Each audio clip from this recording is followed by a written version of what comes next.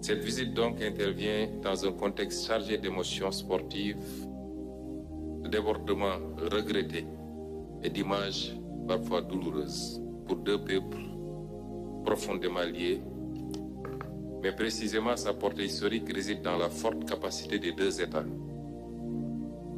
frères, de ne pas laisser l'émotion surplomber et décider du sens. Sous ce rapport, ce déplacement ne vise pas à calmer, il vise à affirmer. Il a éprouvé leur lien.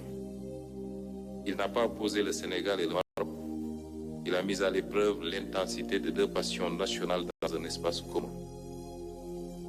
Les dérapages observés ici ou là ne doivent être ni niés ni dramatisés.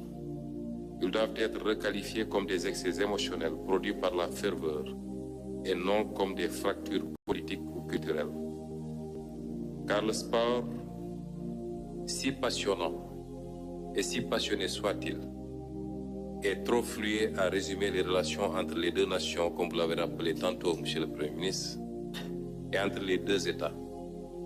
Relations faites de l'ancienneté des liens humains, spirituels, économiques et culturels, que vous avez rappelé tantôt, de la circulation historique des personnes, des savoirs, des confréries, des étudiants, des entrepreneurs, de la confiance politique bâtie dans la durée, au-delà des alternances et des conjonctures.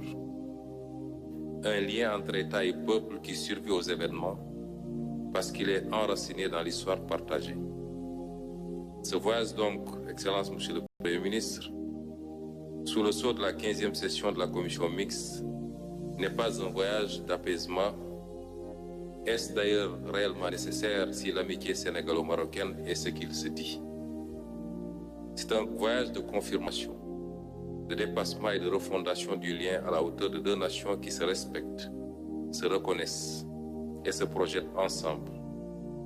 Plus que de clore un incident, nos travaux doivent sceller un avenir commun et réaffirmer que l'amitié sénégalo-marocaine est plus forte que les émotions, que deux peuples frères peuvent traverser l'intensité sans se diviser, que leur avenir commun est appelé à être plus dense, plus structuré et plus ambitieux.